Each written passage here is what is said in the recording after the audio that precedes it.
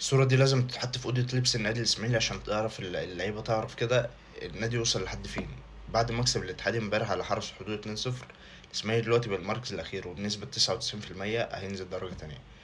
محدش بيسأل فيه، محدش بيساعده، محدش بيتكلم عليه ولا أي حاجة خالص.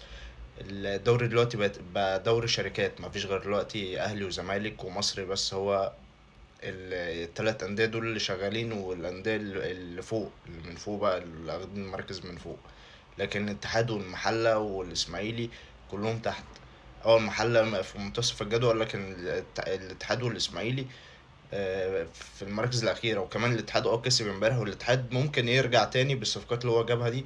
لكن الإسماعيلي مش هيعرف يرجع، ما عندوش صفقات، ما عندوش لعيبة تشيله، ما عندوش أي حد يساعده أصلا.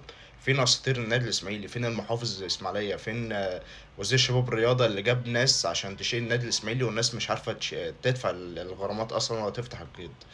فاحنا مش عارفين هنوصل لحد فين والله يعني. الجدول ده بيوصل يعني احنا وصلنا لحد فين في الكرة المصرية.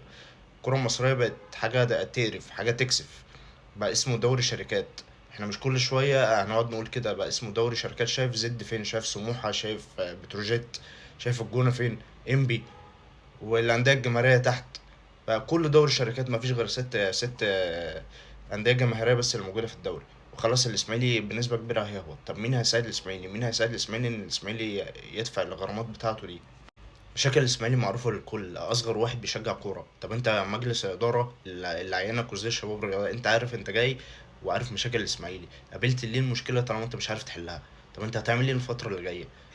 مش هنفضل كل فيديو نتكلم ونقول نفس الكلام. هتعمل ايه الفترة اللي جاية؟ الجمهور بتحرق دمه في الاخر، والجمهور صعبان على النادي الاسماعيلي. اي حد بيحب الكورة بيحب النادي الاسماعيلي. فهنعمل ايه؟ النادي الاسماعيلي في المركز الاخير. لازم نجيب لعيبة. اللعيبة دي اللي موجودة دلوقتي مش هتشيله. اللعيبة اللي موجودة دلوقتي بقى عندها ادمان الخسارة. بتخسر من هنا عادي، تنزل وتعيش حياتها وعادي، وبتعيش حياتها عادي جدا.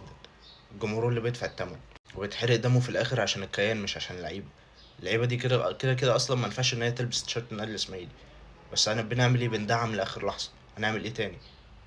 فعايزين حلول، عايزين اي حد يساعد النادي الاسماعيلي. فين اساطير النادي الاسماعيلي؟ فين حسني عبد ربه؟ فين علي ابو جريشه؟ الناس دي لازم تساعد النادي الاسماعيلي باي حاجه. حسني عبد ربه لازم يساعد النادي الاسماعيلي باي حاجه. فلازم وقفه، ولازم اي حد يساعد عشان نقدر ان احنا يعني نطلع شويه في المراكز. انت الماتش الجاي عندك الاهلي، مش هتعرف تعمل حاجه وبرضه هتخسر، والنادي الاسماعيلي في النازل. طب هنعمل ايه؟ كل واحد دلوقتي بقى بيفكر في نفسه، ولا رجال اعمال ولا وزير ولا مجلس اداره الموجود دلوقتي ولا اساطير النادي بيساعدوا النادي الاسماعيلي. طب هنعمل ايه؟ طب ادوني حل، ادونا اي حل. طيب حد يطلع يتكلم يقول اي حاجه.